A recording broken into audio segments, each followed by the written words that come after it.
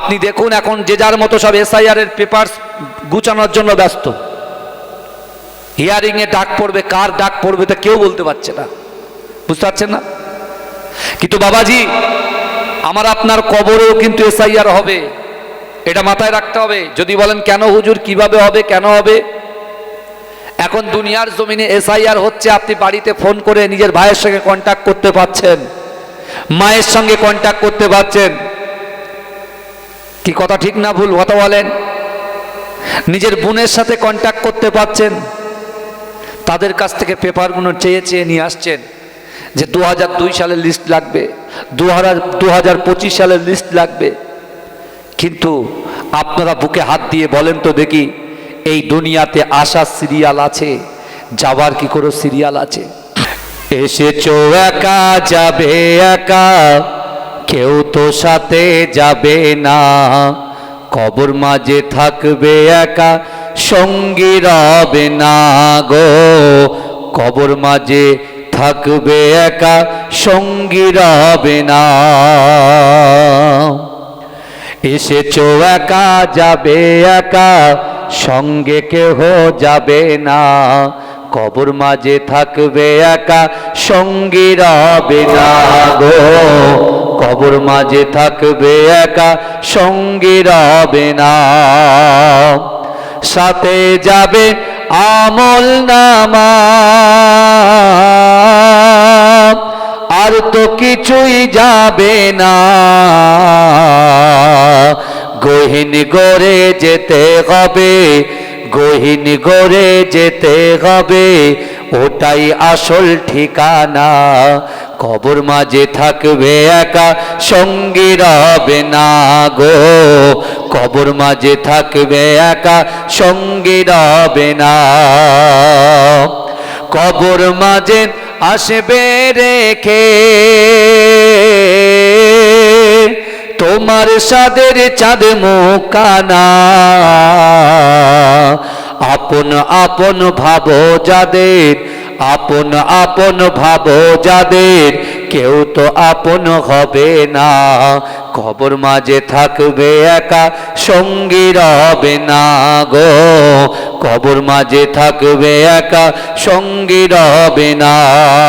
আমার ভাই জানেরাও, এ নবী পাকের উম্মত উম্মতিরা, এ নবী দেওয়ানারা, বিশ্ব নবী রাসূলুল্লাহ সাল্লাল্লাহু আলাইহি ওয়াসাল্লাম সাহাবাদেরকে বলে দিলেন, ও আমার সাহাবারা, আমি রাসূলুল্লাহ তোমাদেরকে জানিয়ে দিলাম, না না না, মিনহা খলাকনাকুম ওয়া ফিহা নুঈদুকুম ওয়া মিনহা নুখরিজুকুম তারাতান উখরা বলে তিন মুঠো মাটি যখন বুকের উপরে চাপিয়ে দেওয়া হবে, না না না, ওই কবরটা হয়ে যাবে অন্ধকার ঘর, কবরটা হয়ে যাবে সাপ বিচ্ছুর ঘর, কবরটা হয়ে যাবে পোকামাকড়ের ঘর। ও যুবকেরা, বিশ্ব নবী রাসূলুল্লাহ সাল্লাল্লাহু আলাইহি ওয়াসাল্লাম বলতে লেগেছে, ও আমার সাহাবারা, মাটি যখন দেওয়া হয়ে যাবে, তোমার ওই সন্তানটা সর্বপ্রথমে ওই সাপ বিচ্ছুর ঘর, পোকামাকড়ের ঘরে তোমাকে একা রেখে তোমার সন্তান বাড়িতে চলে আসবে। ও যুবকেরা, দ্বিতীয় নম্বর, না না না, তুমি যে সম্পত্তিগুলো একাট্টা করেছো, গচ্ছিত করেছো, যে সম্পত্তিগুলোর জন্য নামাজ ছেড়েছো, রোজা ছেড়েছো, শরিয়াত ছেড়ে দিয়েছো, ওই গচ্ছিত সম্পদগুলো তোমার সন্তানের পিছন পিছন চলে আসবে। না না না, ওই অন্ধকার ঘরে, সাপ বিচ্ছুর ঘরে, পোকা মাকড়ের ঘরে তুমি একা একা অবস্থান করবে, তোমার কবরটা হয়ে যাবে অন্ধকার। কিন্তু না না, আমি রাসূলুল্লাহ জানিয়ে দিলাম, দুনিয়ার জমিনে যারা নামাজ আদায় করবে, যারা দান খায়রাত করবে, যারা জান্নাতে বাগানে বসে বসে কোরআন হাদিসের কথা শুনবে, যারা পিতা মাতাকে খিদমত করবে, স্ত্রীর হক আদায় করবে, স্বামীর হক আদায় করবে, সন্তানের হক আদায় করবে, না না না, না, হুকুকুল্লাহ আল্লাহর হক, হুকুকুল ইবাদ বান্দার হক পঙ্খানুপঙ্খভাবে আদায় করবে। আমি রাসূলুল্লাহ জানিয়ে দিলাম, আমার আল্লাহ পাক ওই সকল কর্মগুলোকে আমার আল্লাহ পাক আমলে পরিণত করে দেবে। ওই কবরে, অন্ধকার কবরে তোমার সন্তান যখন কবর ছেড়ে চলে আসবে, অর্থ সম্পদগুলো কবর ছেড়ে যখন চলে আসবে, না না না, তোমার এই আমলটাকে আল্লাহ পাক ওই কবরের মধ্যে পাঠিয়ে দিয়ে তোমার কবরটাকে আলোকিত করে দেবে। জোরে বলেন না সুবহানাল্লাহ। এ জোরে বলা যাবে না? নারে তাকবীর। কি বুঝলেন? কথা বলেন। আমরাও ইন্তেকাল করব, আপনিও করবেন। তাহলে এই তিনটে জিনিস রাসূলুল্লাহ অ্যাডভান্স উত্তর, প্রশ্ন উত্তর রাসূলুল্লাহ করে উম্মতের হাতে তুলে দিয়েছে। তাহলে এখান থেকে আমি রাকিবুল আজিজ যেদিনকে ইন্তেকাল করব, আমার সন্তান আমার কবর পর্যন্ত যাবে, আমি যা ব্যাংক ব্যালেন্স করে যাব ওটা আমার কবর পর্যন্ত যাবে। আর আজকে দিনে এই যে আমি বলছি, আপনারা শুনছেন, এটা যদি আমার নাম বাড়ানোর জন্য, দাম বাড়ানোর জন্য যদি হয়, তাহলে এটা শেষ। আর যদি মানুষকে কিছু দেওয়ার মতো হয়, দেওয়ার জন্য হয়, মানুষকে যদি ইহদিনাস সিরাতাল মুস্তাকিমের পথে পরিচালিত করার জন্য যদি হয়, এইটাকে আল্লাহ আমলে পরিণত করবে।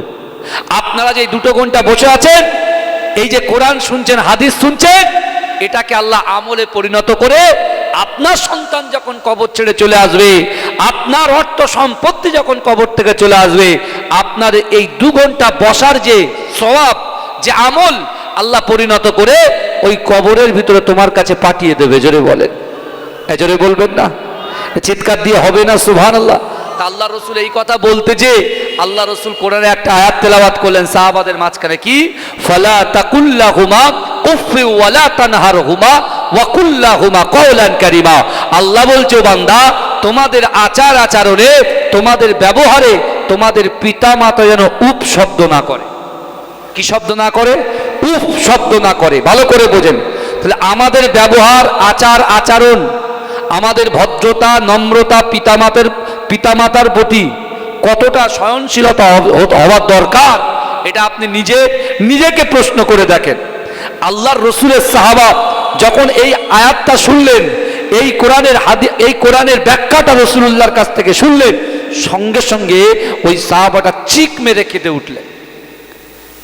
এত জোরে কেঁদে উঠলেন, আল্লাহ রসুল জিজ্ঞাসা করছে, যুবক তুমি কাঁদো কেন, কি হয়েছে? বলছি, ইয়া রাসূলুল্লাহ, ইয়া হাবিবাল্লাহ হুজুর, আপনি যে কোরআনের আয়াতটা তেলাওয়াত করেছেন, ইয়া রাসূলুল্লাহ হাবিবাল্লাহ হুজুর, আমি আপনাকে বলছি, বিগত দিনে আমার পিতামাতা ইন্তেকাল করেছে, কবরে চলে গেছে, কিন্তু ইয়া রাসূলুল্লাহ হাবিবাল্লাহ হুজুর, এখন আমার মনে হয় যদি আমার পিতামাতা বেঁচে থাকতো, তাহলে তাদেরকে আমি একটু খিদমত করতে পারতাম। জোরে বলেন। ভালো করে ওয়াজ বুঝবেন বাবাজি, ওয়াজ হচ্ছে বোঝার জিনিস, ওয়াজ বোঝার জিনিস। এখানে আপনি বসবেন, বুঝে যাবেন। অনেকে বাড়িতে ঘুমাচ্ছে, তাদের বাড়ির লোক কিন্তু কেউ না কেউ কবরে শুয়ে আছে।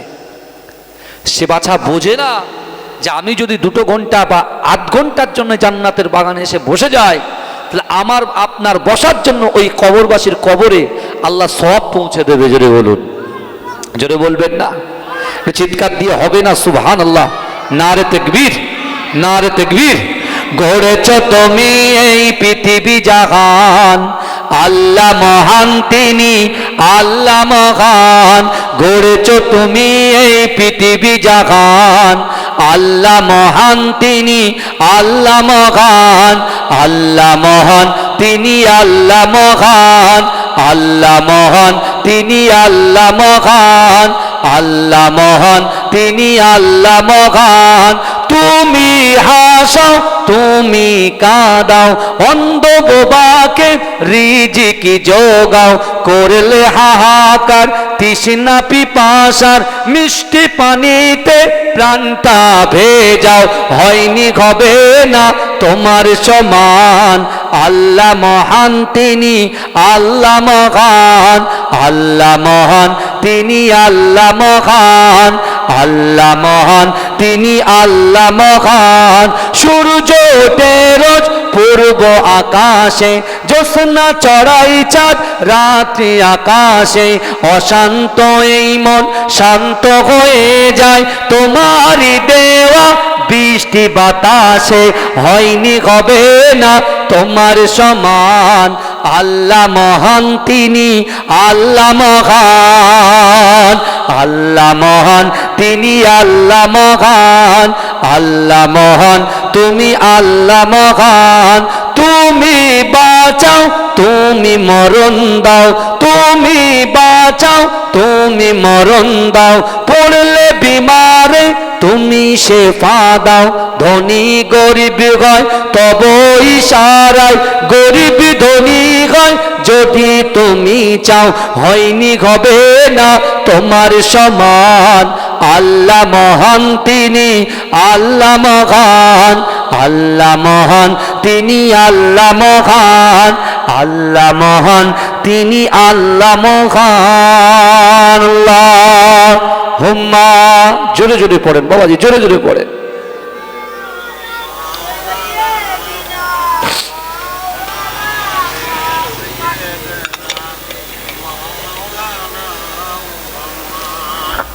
আমার ভাইরা বাবাজিরা, যে কথাগুলো বলছি ভালো করে শুনবেন। আল্লাহ পাক যারা আপনারা এই জান্নাতের বাগানে বসেছেন, আল্লাহ আপনাদেরকে ইজ্জত দিয়েছেন। যারা চাষাবাদ করে আল্লাহ তাদেরকে ইজ্জত দিয়েছেন। যারা ভ্যান চালায় আল্লাহ তাদেরকে ইজ্জত দিয়েছেন। যারা বাড়িতে ঘুমাচ্ছেন তাদেরকে আল্লাহ ইজ্জত দিয়েছেন। আমার মা বোনেরা যারা পর্দা পুশিদার সাথে বসে আছেন তাদেরকে আল্লাহ ইজ্জত দিয়েছেন। জোরে বলুন না সুবহানাল্লাহ। না আল্লাহ কোরআনে বলছেন, ওয়ালাকাদ কাররামনা বানি আদম, আমি আল্লাহ পাক রব্বুল আলামিন বানি আদম সন্তানকে ইজ্জত দিয়েছি, সম্মান দিয়েছি। জোরে বলেন।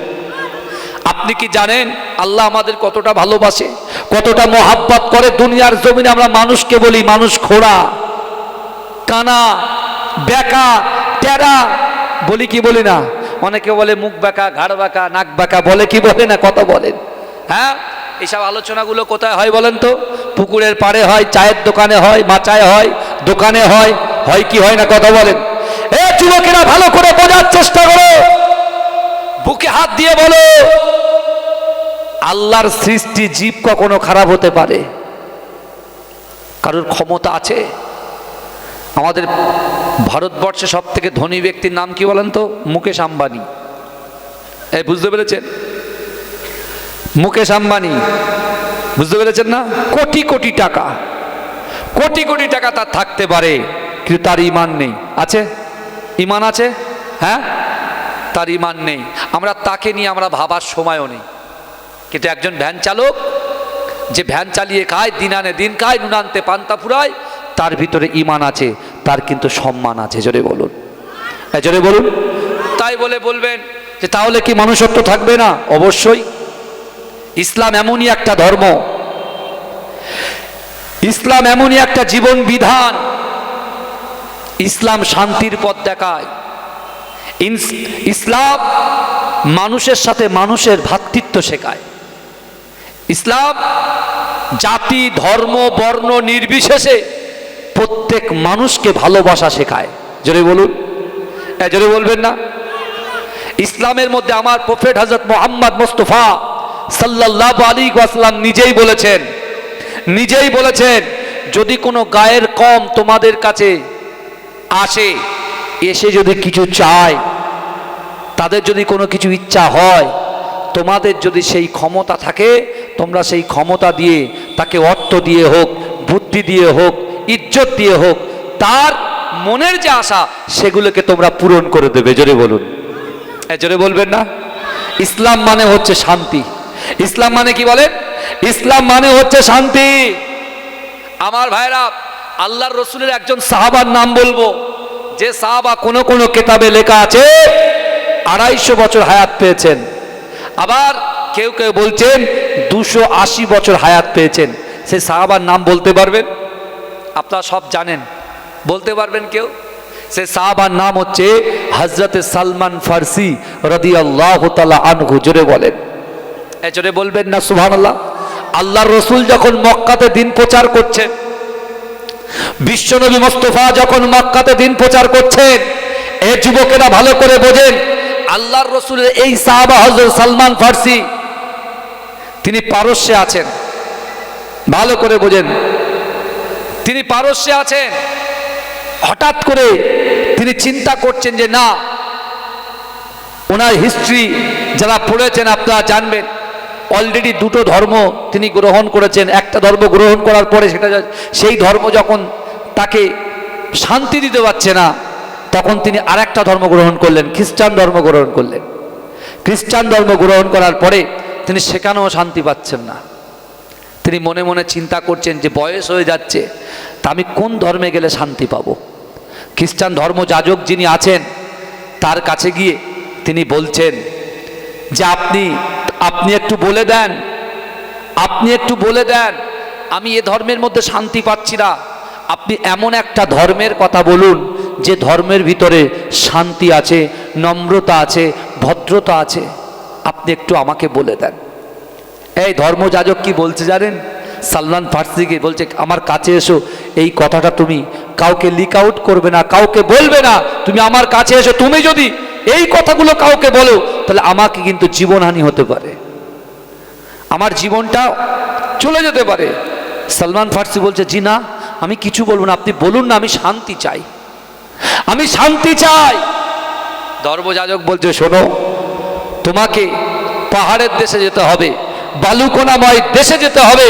সেই দেশে গিয়ে তুমি একজন মহামানব, মহানবী, যার নাম হবে মোহাম্মদ মুস্তাফা, যার নাম হবে আহমদ, যার আব্বুর নাম হবে আব্দুল্লাহ, মাতার নাম হবে আমিনা, এরকম যদি তুমি একজন মহামানবকে তুমি যদি পেয়ে যাও, তাহলে তাকে তুমি 3টে পরীক্ষা করবে। কটা পরীক্ষা? 3টে পরীক্ষা করবে। তুমি শান্তি যদি পেতে চাও 3টে পরীক্ষা করবে। 3টে পরীক্ষায় যদি সেই ব্যক্তি উত্তীর্ণ হয়ে যায়, তাহলে তার হাতে কলেমা পড়ে মুসলমান হয়ে যাবে, তুমি শান্তি পেয়ে যাবে। জোরে বলুন। আর যদি তোমার এই 3টে পরীক্ষার একটাও যদি ভুল করে ফেলে, তাহলে তুমি কিন্তু তার হাতে হাত দেবে না। এই শুনছেন কথাগুলো, ভালো করে শোনেন। সালমান ফার্সি তিনি এই কথা শুনে বলছেন, আমি যাব কি করে? পাহাড়ের দেশ, ধুলাবানি করার দেশ, কোথায় কিভাবে যাবে? মরুভূমির দেশ কিভাবে যাব? বলছে, তোমাকে এখান থেকে দামেস্ক যেতে হবে। কোথায় যেতে হবে? দামেস্ক। যে দামেস্কে মদিনার মানুষেরা তারা ব্যবসা বাণিজ্য করার জন্য দামেস্কে আসে। আর তুমি যদি পারস্য থেকে দামেস্ক যেতে পারো, ওখানে গিয়ে তুমি তাদেরকে বুঝিয়ে সুঝিয়ে যদি তুমি মদিনায় যেতে পারো, তাহলে তুমি শান্তির ধর্ম পেয়ে যাবে। জোরে বলুন। জোরে বলবেন না সুবহানাল্লাহ। অলরেডি তার বয়স 100 ক্রস করে গেছে। এই শুনছেন, সালমান ফার্সি হুজুরের অলরেডি বয়স 100 ক্রস করে গেছে তখন। কিন্তু আমার ভাই জানেরা, এ নবী পাকের উম্মত উম্মতিরা, এ নবী দেবানারা, আল্লাহ রাসূলের মুহাব্বতে সাহাবা হযরত সালমান ফার্সি রাদিয়াল্লাহু তাআলা আনহু এই কথা শুনে তিনি বাড়িতে প্রবেশ করলেন। তার আম্মা জানের কাছে গেলেন, না না না, ও আমার আম্মা জান, আমি সালমান অনেক বয়স হয়েছে মা, আমি শান্তি খুঁজে পাই না, আমি নয় করে 2টো ধর্ম গ্রহণ করলাম, কিন্তু কোন ধর্মের মধ্যে শান্তি পাই না। ও মা, আপনি অনুমতি দেন, আমি এখান থেকে দামেস্ক চলে যাব, দামেস্ক থেকে মদিনায় যাব। মদিনার জমিনে এমন একজন মহামানব আসবে যার নাম হলো মোহাম্মদ মুস্তাফা সাল্লাল্লাহু আলাইহি ওয়াসাল্লাম। তার হাতে হাত দিয়ে আমি কলেমা পড়ে মুসলমান হয়ে যেতে চাই। এজন্য বলেন না সুবহানাল্লাহ। আমার বাবাজিরা ভালো করে বোঝেন, বিশ্বনবী মুস্তাফা সাল্লাল্লাহু আলাইহি ওয়াসাল্লাম, আমার দয়ার নবী, তিনি মক্কাতে দিন প্রচার করছেন। কোথায় করছেন দিন প্রচার? আর যে ধর্মযাজক তাকে যেতে বললেন কোথায়? মদিনায়। রসুল আছেন কিন্তু মক্কায়। ভালো করে বোঝেন। আমরা তো এমনি এমনি দিন পেয়েছি। আপনি বলেন, ইসলাম ধর্ম গ্রহণ করার পরে কটা যুদ্ধে গেছি আমরা? কটা যুদ্ধ করেছি আমরা? কতবার জিহাদে গেছি? আমি আপনি শুধু ভ্যান নিচ্ছি আর সোজা পাকাপোল পোলের হাট গাবতলার হাটে গিয়ে বসে কষ্ট করছেন, সারাদিন কষ্ট করছেন, মেহনত করছেন, গিয়ে আবার আমরা কি করছি? আমরা পরিশ্রম করেছি, সেটা বিক্রি করছি, পারিশ্রমিক পেয়ে আবার বাড়ি চলে আসছি, এসে 9টার মধ্যে ঘুম, আবার ফজরের আগে উঠে আমরা চলে যাচ্ছি। এই তো দৈনন্দিন রুটিন এটা আমাদের, তাই তো নাকি কথা বলেন? কিন্তু আপনি কি করেছেন ইসলামের জন্য? আমরা কি করেছি? কিছুই করতে পারিনি। ইসলামটা আল্লাহ রসুল সাজিয়ে দিয়ে গেছে, সেগুলোকে মাজা ঘষা করতে হবে। এর যুবকেরা, আমাদের সব থেকে বড় সম্পদ কি দিয়েছে জানেন? আল্লাহ ঈমান দিয়েছেন। জোরে বলুন। আল্লাহ আমাদের সব থেকে বড় সম্পদ কি দিয়েছেন? ঈমান দিয়েছেন। আমরা কিন্তু মায়ের পেট থেকে দুনিয়াতে আসার পরপরই আমরা ঈমানের স্বাদ গ্রহণ করেছি, অর্থাৎ ঈমানের ঘরেই আল্লাহ আমাদেরকে দাখিল করিয়েছেন। জোরে বলুন না সুবহান। ভালো করে বুঝতে হবে। তাহলে আমরা মুসলমানের ঘরে জন্মগ্রহণ করেছি, আবার যেই বড় হয়েছি বাপ আমাদের হাত ধরে মসজিদে নিয়ে গেছে, হ্যাঁ, মা কোরআন পড়ছে পাশে বসিয়ে রেখেছে, আছে না নাই কথা বলে? বাপ রোজা করছে, আমাদেরকে হাফ বেলা রোজা শিখিয়েছে, তারপর আরেকটু রোজা শিখিয়েছে, তারপর ফুল রোজা করা শিখিয়ে দিয়েছে। কিন্তু আমার বাবাজিরা, আপনি চিন্তা করেন, আমরা এমনি এমনি দিন পেয়ে গেছি, কিন্তু হযরত সালমান ফার্সি হুজুর তিনি বলছেন যে না, আমি এমন একটা ধর্ম গ্রহণ করতে চাই যে ধর্মের ভিতরে শান্তি আছে, যে ধর্মের ভিতরে নম্রতা আছে, ভদ্রতা আছে, শালীনতা আছে, শান্তি আছে। ভালো করে বোঝেন। এখন তিনি চিন্তা করছে, সেই ধর্মের তালাশে তিনি যখন পেয়ে গেলেন, ধর্মটা যখন জানতে পারলেন যে অমুক জায়গায় গেলে আমি পেয়ে যাব, তখন তিনি তার মায়ের কাছে গেলেন। আপনি কি জানেন সালমান ফার্সির পরিবার, তার বাপ মা কত ধনী?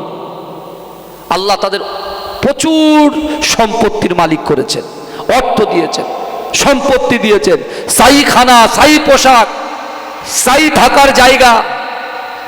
কিন্তু তিনি ওসব চাইছেন না। তিনি সম্পদের দিকে তাকালেন না, তিনি বাড়ির দিকে তাকালেন না, তার উটের দিকে তাকালেন না, ডুম্বার দিকে তাকালেন না। তিনি বলছেন না, আমি সেই মোস্তফা জান রাহমাতের গোলাম হয়ে জীবন যাপন করতে চাই। জোরে বলেন, জোরে বলবেন না?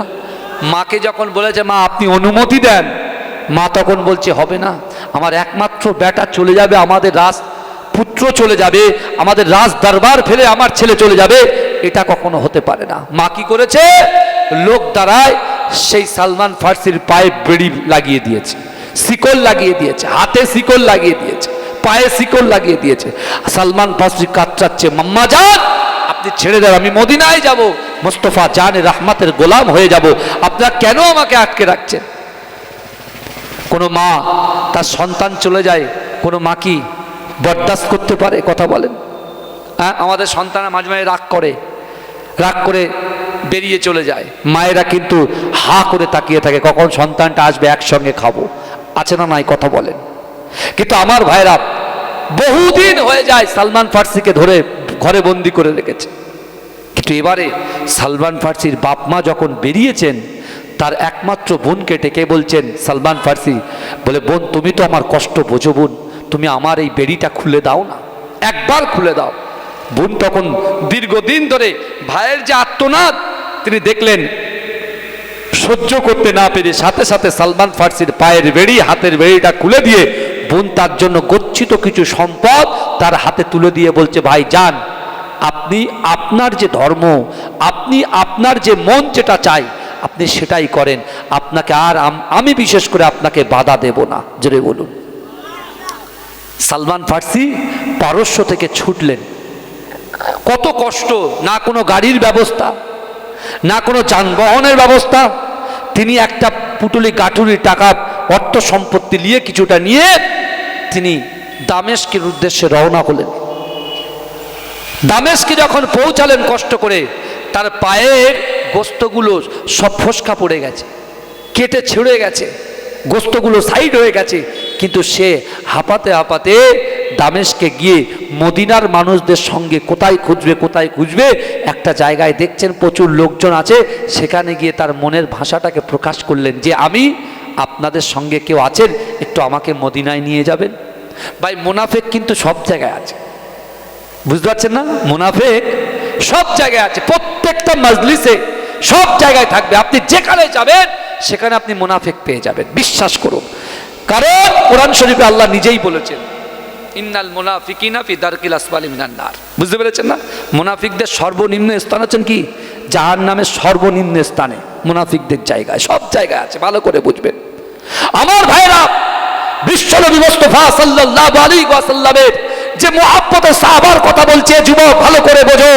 আজকে আমি আপনি আমরা 60 বছর 70 বছর বাঁচবো কিনা সন্দেহ আছে, কিন্তু যিনি 250 বছরের উপরে অধিক হায়াত পেয়েছিলেন সেই সালমান ফার্সির কথা আমি আপনাদেরকে একটু শুনিয়ে দিয়ে যাই, ভালো করে বুঝবেন।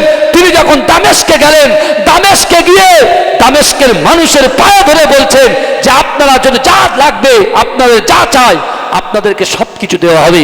একটুখানি আব্দুল্লাহর বেটা মুহাম্মদ মুস্তাফা সাল্লাল্লাহু আলাইহি ওয়াসাল্লামের সঙ্গে আমাকে একটু সাক্ষাৎ করিয়ে দেবে, জোরে বলুন। এই জোরে বলবেন না? এখন সালমান ফার্সির ওই গচ্ছিত সম্পদ থেকে কিছু মুনাফিক, মদিনারই মুনাফিক, যারা রাসূলুল্লাহকে বিরোধিতা করে, যারা রাসূলুল্লাহর নাম শুনলে যাদের কষ্ট হয়, সেই সকল কিছু ব্যক্তি, সেই সম কিছু ব্যক্তিত্ব তারা কি করেছেন? তারা সালমান ফার্সির কাছে এসে খুব মুখরোচক কথা বলছেন, মধুর মধুর কথা বলছেন। কি ব্যাপার? বলছে তুমি কি করতে যাবে? বলছে আমি যাব, আমি দুটো ধর্ম গ্রহণ করেছি, এই দুটো ধর্মের ভিতরে আমি শান্তি পাইনি। আমাকে আমাদের ধর্মযাজক বলেছেন যে যাও মদিনায় চলে যাও, মদিনায় একজন মানবের আবির্ভাব হবে, সেখানে তুমি যাবে, 3টে তাকে পরীক্ষা করবে, উত্তীর্ণ হবে, তার হাতে হাত দিয়ে কলেমা পড়ে মুসলমান হবে, তুমি শান্তি পেয়ে যাবে। জোরে বলুন না সুবহান। এই জোরে বলবেন না? কিন্তু আমার ভাই জানেরা, এ নবী পাকের উম্মত উম্মতিরা, এ নবী দেবানারা, বিশ্ব নবী রাসূলুল্লাহ সাল্লাল্লাহু আলাইহি ওয়াসাল্লামের মুহাব্বতের সাহাবা হযরত সালমান ফার্সি রাদিয়াল্লাহু তাআলা আনহু, তিনি এমন করে ওই ইহুদি ব্যক্তিগুলো যারা মদিনা থেকে দামেস্কে এসে ব্যবসা করছিল, তাদের হাতে গচ্ছিত সম্পদটা তুলে দিয়ে বললেন, ও ভাই আমাকে একটু মদিনায় নিয়ে যাবে। ওই সময় বলল না না না, অবশ্যই অবশ্যই তোমাদেরকে মদিনায় নিয়ে যাওয়া হবে, কিন্তু না না না, মদিনায় যেতে অনেক খরচা আছে, মদিনায় যেতে গেলে অনেক দূরের রাস্তা, অনেক খরচা আছে। ও যুবকেরা, সালমান ফার্সি বললেন না না, আমি খরচা দিতে রাজি আছি, আমার কাছে বহু সম্পদ আছে, না না না, এই নাও সম্পদগুলো। তিনি এমন করে ওই মদিনাবাসীর হাতে তুলে দিলেন। ও যুবকেরা, তারা ছিল মুনাফিক, তারা এমন করে বলা বলি করে, এর কাছ থেকে অর্থ সম্পত্তিগুলো আমরা নিয়ে নিয়ে, এর কাছ থেকে অর্থ সম্পত্তিগুলো লুণ্ঠন করে নিয়ে এখান থেকে মদিনা পর্যন্ত, এই দামেস্ক থেকে মদিনা পর্যন্ত যেতে গিয়ে যত ফরমাস হবে, না না না, এর দ্বারাই চাকরের মতো করিয়ে নেওয়া হবে, না না না। আর মদিনায় গিয়ে তাকে মুহাম্মাদের কাছে দেওয়া তো দূরের কথা, মুহাম্মাদের কাছে পৌঁছানো তো দূরের কথা, তাকে এমন করে ওই মদিনার বাজারে বিক্রি করে দেওয়া হবে। এই মুনাফিকরা আলোচনা করে নিয়েছেন যে কে মোহাম্মদ মুস্তাফার কাছে যেতে দেওয়া হবে না, 1 নম্বর। দ্বিতীয়, এই দামেস্ক থেকে মদিনায় যাবার রাস্তা, যা ফাই ফরমাস যা কিছু আছে সবের দ্বারা চাকরের মতো করানো হবে। কিন্তু এই মুহূর্তে তার মনের ভিতরে মুস্তাফা জান রহমতের যে মোহাব্বত, যে ভালোবাসা, যে ইশক তার অন্তরের ভিতরে চলছে, এখন একে যা বলবো এ তাই শুনবে। মোহাম্মদ মুস্তাফা সাল্লাল্লাহু আলাইহি ওয়াসাল্লামের কাছে যাওয়ার জন্য এত লালায়িত, একে যেটা আমরা হুকুম করব এ সেই হুকুমটাই পালন করবে। হ্যাঁ, বুঝছেন কথা? কিন্তু আমার ভাইরা, এখন বিশ্বনবী মুস্তাফা জানে রহমত দয়ান নবী সাল্লাল্লাহু আলাইহি ওয়াসাল্লামের মুহাব্বতের সাহাবাত হযরত সালমান ফার্সি ওই মদিনার কিছু মানুষদের সঙ্গে তিনি বার হয়ে গেলেন, কিন্তু গচ্ছিত সম্পদগুলো প্রত্যেকটাই তারা নিজেদের মতো আত্মসাৎ করে নিলেন। কিন্তু যুবকেরা বিশ্বাস করেন, কিতাবের মধ্যে হাদিসের মধ্যে এসেছে যে না, দামেস্ক থেকে মদিনা পর্যন্ত যেতে গিয়ে যত তাদের ফাই ফরমাস থেকে শুরু করে, হুকুম থেকে শুরু করে প্রত্যেকটাই সালমান ফার্সিকে বলেছে। রাসূলুল্লাহর মহব্বতে সালমান ফার্সি তাদের কথা অনুযায়ী সেই কাজগুলোকে করে দিয়েছেন। জোরে বলুন, কাকে পাওয়ার জন্য? এই কথা বলেন, কাকে পাওয়ার জন্য? বিশ্বনবী মুস্তাফাকে পাওয়ার জন্য। কি রাসূল তখনও মদিনায় আসেননি, রয়েছেন কোথায়? মক্কায় আল্লাহর রাসূল সাহাবাদেরকে বলেছেন, এ আমার সাহাবারা, আমি রাসূলুল্লাহ জানিয়ে দিলাম, বিসমিল্লাহির রহমানির রহিম, কুল ইন কুনতুম তুহিব্বুনাল্লাহ ফাত্তাবিউনি ইউহিব্বুকুমুল্লাহ। আল্লাহ বলছে, হাবিব আপনি জানিয়ে দিন, আমার বান্দা বান্দিকে বলে দিন, যারা আমি আল্লাহ আমাকে ভালোবাসতে চাই, আমাকে ইত্তেবা করতে চাই, আমাকে মোহাব্বত করতে চাই, আমাকে মোহাব্বত করার আগে যেন আপনাকে ভালোবাসে। আপনি তাকে বিশ্বনবী মোস্তফা, জোরে বলেন, এ জোরে হবে না, এটা তাকবীর দেন না, নারে তাকবীর, নারে তাকবীর। আমি আপনাদেরকে বলছিলাম, ওই দিক থেকে সালমান ফার্সি মদিনার দিকে রওনা হয়ে গেছে, আর এদিকে মক্কাতে বিশ্বনবী রাসূলুল্লাহ সাল্লাল্লাহু আলাইহি ওয়াসাল্লামের আরেকজন সাহাবা, কালো সাহাবা, বেটে সাহাবা, যে সাহাবা কথা বললে বেঁধে যেত, তার নাম হচ্ছে হযরতে বেলাল রাদিয়াল্লাহু তাআলা আনহু। এই বেলাল হুজুর, তার অন্তরের ভিতরে চেতনা, তার অন্তরের ভিতরে তিনিও তার ভাব প্রকাশ পাচ্ছে যে না, আমিও সেই আব্দুল্লাহর বেটা মুহাম্মদ মুস্তাফাকে যদি পেয়ে যাই, আমার মনের খয়েশ, আমার মনের ইচ্ছা, তার হাতে হাত দিয়ে কলেমা পড়ে মুসলমান হয়ে উমাইয়া ইবনে খালফের গোলামি ছেড়ে, দাসত্ব ছেড়ে রাসূলুল্লাহর গোলামি করব। জোরে বলুন না সুবহানাল্লাহ।